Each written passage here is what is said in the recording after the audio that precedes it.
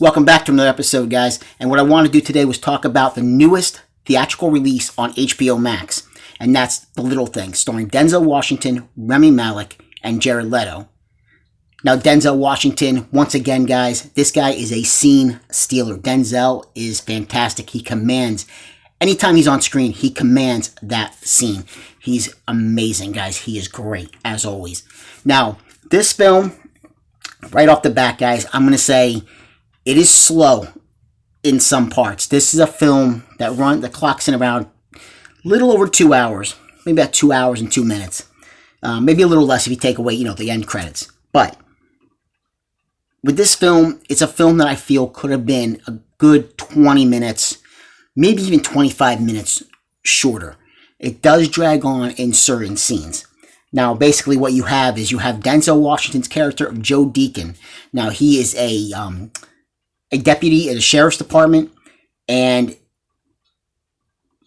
his previous job, he came across a serial killer who, basically he had this way of he would kill these young girls and pose them in different positions. He'd use a knife, what have you. This film, in a way, definitely gives off vibes of Seven, but definitely not as good as Seven. I will put it right out there, guys. It's definitely not as good as Seven, and because Seven just really, it sticks with you. It's one of those films that will stick with you for a long time. This one will have you thinking a little bit at the end, but again, it definitely tries to put off those kind of vibes with certain scenes. Just certain things about this film, the way the actors act and stuff. But it just doesn't pull it off anywhere near what Seven does. And again, I don't want to give away too many spoilers. I don't really want to go into too much detail, because there are things that could... The film, to an extent, is pretty straightforward until there are... I want to say there's no major twist to it. Well, maybe there could be. It depends. You could say it's a major twist or a little twist. One way, I don't want to give away any more than that. No big spoilers. But all I would say is that, Denzel is pretty much brought back into this area. There's crimes, there's more, killings that are going on. And he has to work with Rami Malek, who's basically in charge now, trying to find this serial killer. Rami Malek, he's good. I'm not going to say he's a really good actor, guys. He really, really is. He was great in Bohemian Rhapsody. He was fantastic. But I will say that out of the three, he is definitely lowest man on the totem pole. Jared Leto, if you've seen the trailer, you kind of understand where they're going with Jared Leto's character. I don't want to give any more than that. All I'm going to say is that he is really, really good. He'll make you laugh in some scenes, actually.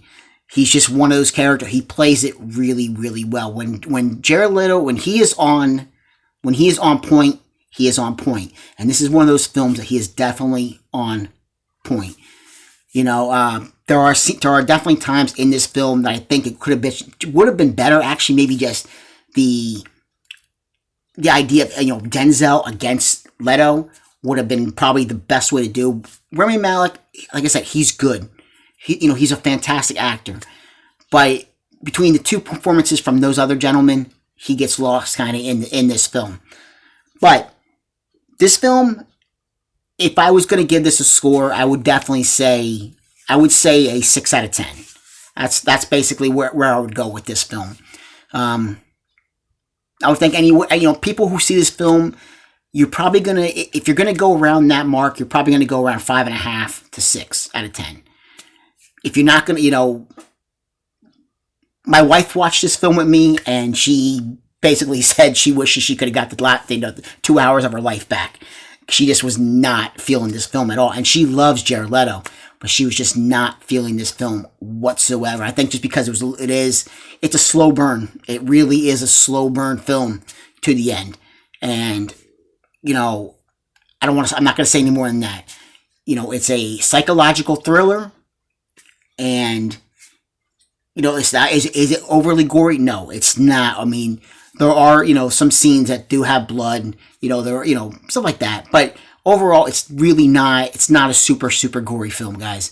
It's just a standard lightweight serial killer film for the most part. Like I said, it's definitely not like it tries to be like Seven in some aspects, but just does not hit that mark. But Denzel, the high marks for this film definitely come from him because he commands the scenes when he's there. Like, you forget everybody else is on screen when he's there talking. He could sell you anything. He could have been a used car salesman and you would buy something from Denzel. That's just how good he really is, guys. But, I just want to get on here. The film, again, only streaming for 31 days, just like they did with Wonder Woman 84. So you're going to have a chance to watch it on HBO Max until the end of February. It's definitely, if you have HBO Max, it's definitely worth checking out. I'm not disappointed that I watched it, not so ever. So it's definitely worth a watch just for those, just for Denzel's performance and Jared Leto's performance. Rami Malek, he's good too. Their performances, they're worth watching. And yeah, guys, that's all I can really say about this film because, again, I don't want to spoil too much about it.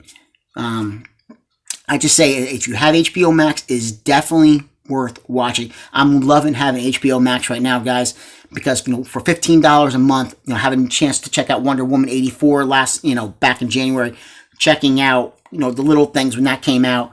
I'm looking forward to seeing what, and obviously with March with the Zack Snyder Justice League cut, which I am so pumped.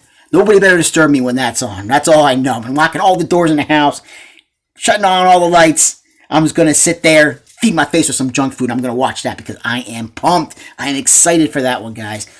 4 hours long, and that might not even be long enough, to whet my appetite because I'm just really that pumped. But I'm getting off track. But the little things, definitely, if you have HBO Max, check it out. It's definitely worth a watch.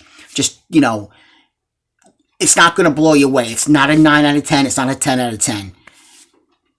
But you're going to, I think you'll enjoy it. I really do. Like I said, probably around 6 out of 10. And that's basically a high mark for this film.